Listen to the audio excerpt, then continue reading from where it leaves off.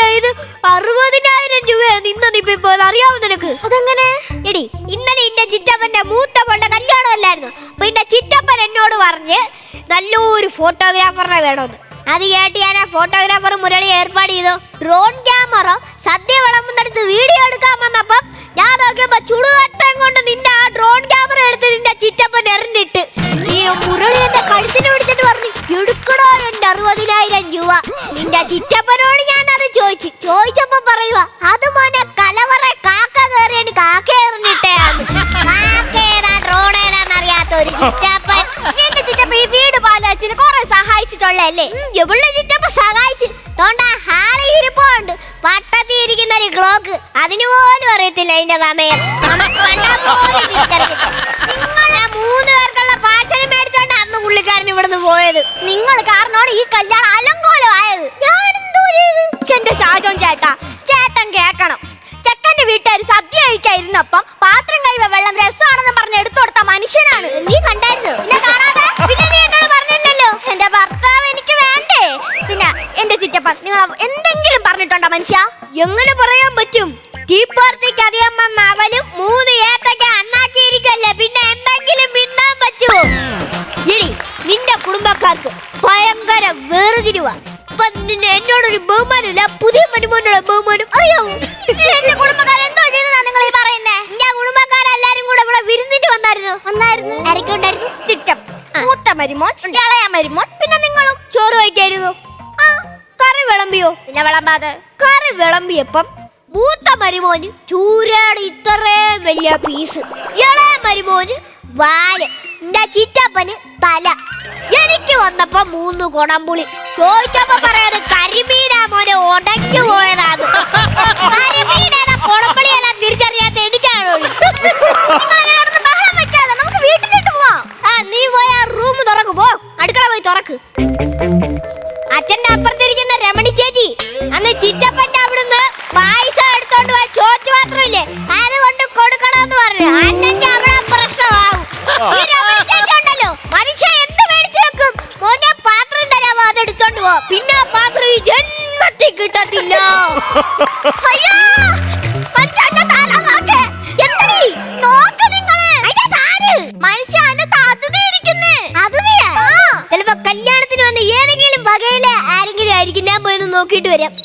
അയ്യോ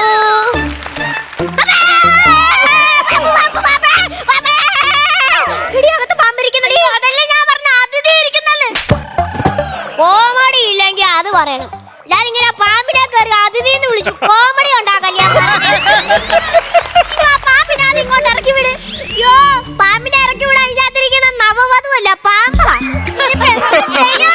അത് പാമ്പിന്റെ മുമ്പിൽ ചെയ്യുമ്പോ അറിയാം അതെന്തോ ചെയ്യുമെന്ന്. നിങ്ങളാ പാലാ സുരേഷിനെ വിളി. പാലാ സുരേഷ്? ഈ പാമ്പിനൊക്കെ പിടിക്കുന്ന ആളില്ലേ? ഇടി അത് വാവാ സുരേഷ്. ഏതെങ്കിലും സുരേഷ് ആവട്ടെ, നിങ്ങൾ വിളിച്ചാണ്. വാവാ സുരേഷിനൊന്നും വിളിച്ചാ വരൂല. അങ്ങനെ അങ്ങ് തിരുവനന്തപുരത്തല്ലേ. ഞാൻ എന്റെ അറിവ് ഒരു പാമ്പാട്ടിയുണ്ട്. പുള്ളിക്കാരൻ ആ ജംഗ്ഷനിലാ എപ്പോഴും നിൽക്കുന്നത്. അപ്പൊ അവിടെ കാണുമായിരിക്കും, വിളിച്ചു നോക്കാം.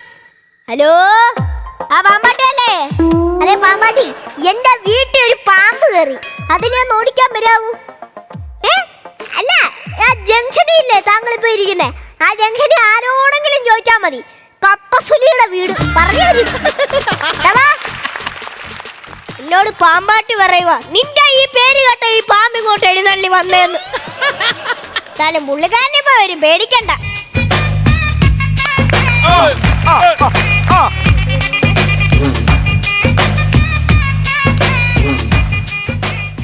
അതെ, ഇവിടെ നിന്നാണ് എന്നെ വിളിച്ചേ? അതെ ഇവിടുന്ന് വിളിച്ചേ. ആ എന്ത് പറ്റി?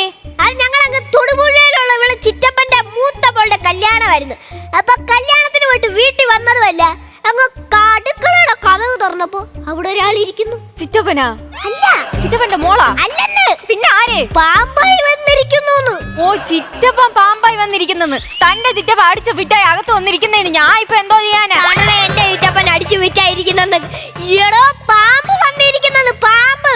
ഓ, പാമ്പ് ഒറ്റയ്ക്കാണോ വന്നേ? അല്ല, ചിറ്റാറുള്ള കുഞ്ഞമ്മയും പിന്നെ വെമ്പായത്തുള്ള മാമനെ വിളിച്ച് ഫാമിലിയായിട്ട് വന്നിരിപ്പുണ്ട്. എടോ പാമ്പ് ഒറ്റയ്ക്കാ വന്നേ, അതിനെ പെട്ടെന്നൊന്ന് വിളിച്ചിറക്കിക്കൊണ്ട് പോ.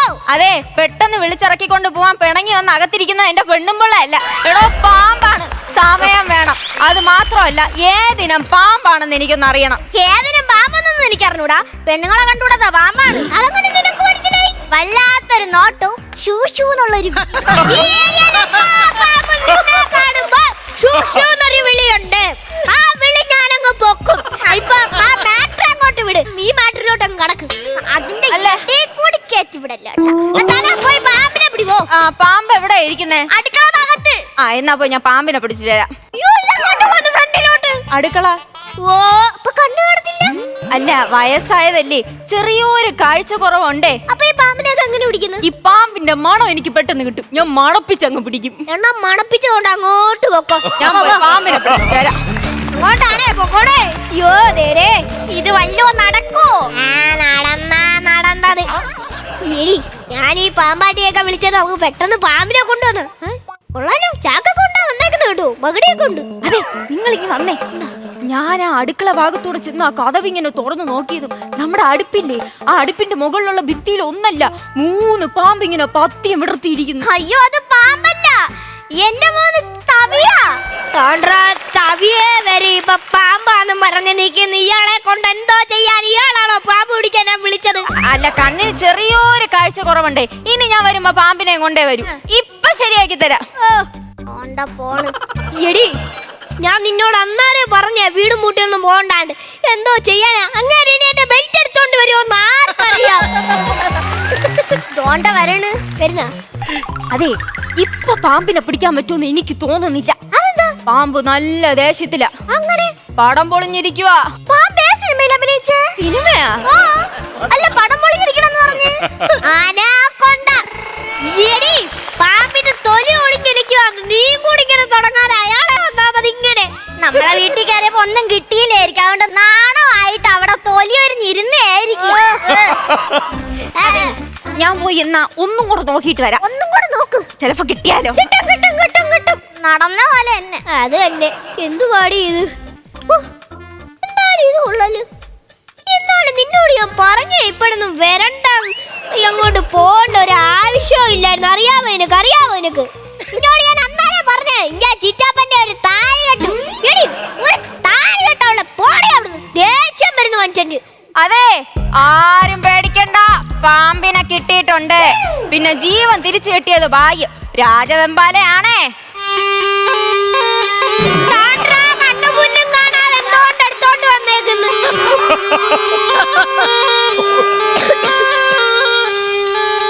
ഫോട്ടോ എടുക്കേണ്ടവരൊക്കെ മാറി നിന്നോ. അടുത്തവരില്ലേ കൊത്തും. ആ പാമ്പിനെ കൊണ്ടൊന്ന് തന്നേ. ഓഹോ, മുമ്പേ പാമ്പിനെ പിടിച്ച് ശീലം ഉണ്ടല്ലേ. എന്റെ കയ്യില് കവലമടനായിരിക്കുന്നു. പ്രായത്തിന് മൂത്തേ നോക്കത്തില്ല. ഇതാണോ പാമ്പ്? അപ്പൊ ഇത് പാമ്പല്ലേ? പാമ്പല്ല, ചേമ്പ്. എന്നാ പിന്നെ ഞാൻ ശരിക്കുള്ള പാമ്പിനെ പിടിച്ചോണ്ട് വരാം. നിങ്ങൾ ഇവിടെ നിക്കി. ഇനി എന്തായാലും ഞാൻ പാമ്പിനെ കൊണ്ടേ വരൂ. പോ. ഏര് കൊണ്ടോട്ടേ പോത്തുള്ളൂ. എത്ര നേരമായെന്നറിയോ വീട്ടിൽ വന്നിട്ട്? ഫുട്ബോൾ കളി പോലും കാണാൻ പറ്റത്തില്ല. ഇന്ന് കേരള ബ്ലാസ്റ്റേഴ്സിന്റെ കളിയൊക്കെ ഒന്ന് പാമ്പിനെ ഇറക്കിയെങ്കിൽ അകത്ത് കയറിയിട്ട് ചൂടുവെള്ളം ഇട്ട് കുടിക്കായിരുന്നു. അതെ, പാമ്പിനെ കിട്ടി. നിങ്ങൾക്കല്ല എനിക്ക് കണ്ണ് കണ്ടുകൂടെന്ന് പറഞ്ഞ് എന്നെ പുച്ഛം. പിടിക്കല്ലേ. മറിക്കേ. അയ്യോ, കേട്ടിട്. അയ്യോ, സമാധാനമായി. എന്തായാലും ഇത്രയും നേരത്തെ കഷ്ടപ്പെട്ട് താങ്കളെ പിടിച്ചല്ലോ. പൈസ ഞാൻ ഗൂഗിൾ പേ ചെയ്താലും കുഴപ്പമില്ലല്ലോ. അല്ല, എനിക്ക് ഗൂഗിൾ പേ ഇല്ല. കയ്യിലില്ല, പിന്നെ ATM എടുത്ത് തരണോ? ശരി. ഇടി, നീ അകത്ത് പോയി നോക്കിക്കാരെ ചായ ഇട്ടോണ്ട് ഓടി പോ. ഇട്ടോണ്ട് വരാം. എന്താ നോക്കുന്നേ? അല്ല, ഒരു പാമ്പിനെ കിട്ടി. പക്ഷെ ഇന്ന് ഞാൻ കാട്ടിൽ കൊണ്ട് കളയാനേ 9 പാമ്പിനെ ഞാൻ ഈ ചാക്കിന്റെ അകത്തിട്ടിരുന്ന്. ചാക്കാണെങ്കിൽ തുറന്നും കിടക്കണം. ഇത് നിങ്ങളെ വീട്ടിന്റെ അകത്തോട്ട് എഴിഞ്ഞ് കേറിയോന്ന് എനിക്കൊരു സംശയം. ചായയുടെ കൂടെ കടി വേണോന്നായിരിക്കും. ചായയുടെ കൂടെ കടി വേണ്ട. നീ ഇനി അവിടെ നിനക്കായിരിക്കും കടി കെട്ടുന്നേ. എടി, ഇപ്പൊ ഒരെണ്ണത്തിനെ പിടിച്ചോളൂ. ബാക്കി 9 എണ്ണത്തിന് അങ്ങോട്ട് കേറ്റി വിട്ടിട്ടുണ്ട്. ജീവൻ